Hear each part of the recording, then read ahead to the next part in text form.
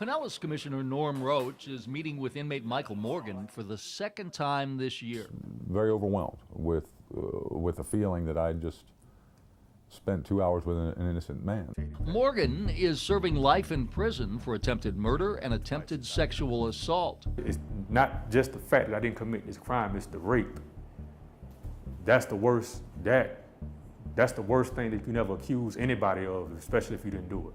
In fact, Morgan refused a plea deal that would have released him years ago and avoid this life sentence. And I wanted to look him in the eye and find it out. And I'm still of that firm belief that this case needs to be looked at again. There was no physical evidence, no DNA, no fingerprints. Morgan had an alibi, and the victim's initial description didn't match Morgan. Well, our system's built on justice, and I've unfortunately learned that it's not always just. Keith Bentley was serving on the jury that convicted Morgan 18 years ago. There's reasonable doubt. This is beyond reasonable doubt.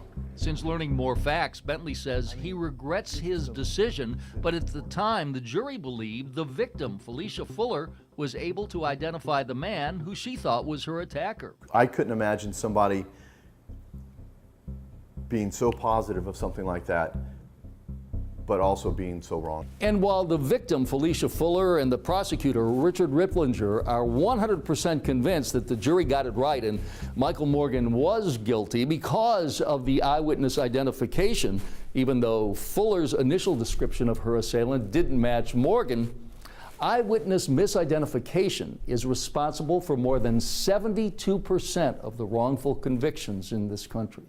6 photographs, I was able to pick out the suspect, and then that led to a physical lineup where once again I was able to pick him out. 30 years ago, Jennifer Thompson, who now works with the Innocence Project, identified the man who she believed raped her. However, 11 years into his life sentence, DNA proved that the man was actually innocent. Now to find out that I had been wrong, we would have had an innocent man locked up for his entire life if that DNA hadn't survived. But in Morgan's case, the police never tested for DNA, despite the fact that the victim, Fuller, a convicted drug dealer and daughter of a St. Petersburg police officer, maintained that rock cocaine found in her house that night wasn't hers, but actually dropped from a baggie in the pants of her attacker when he unzipped his pants. She said her attacker opened up a condom with his teeth. And police reports say the attackers rummaged through several items in the house before the assault, all which might have provided DNA evidence that also might have substantiated Morgan's contention that he was innocent. The only thing more dangerous or sad than a guilty man running the streets is an innocent man sitting in jail.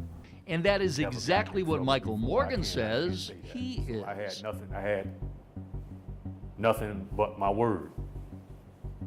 You know, my word against hers. They believed her. They believed her, not me. And while the victim, Felicia Fuller, didn't want to appear on camera, she told me she was certain of her identification and would never forget the face of her attacker. But when I asked how that goes along with her initial description that her attacker was clean-shaven, and police confirmed Michael Morgan had a mustache and a goatee for at least a year and a half before the attack, she had nothing to say.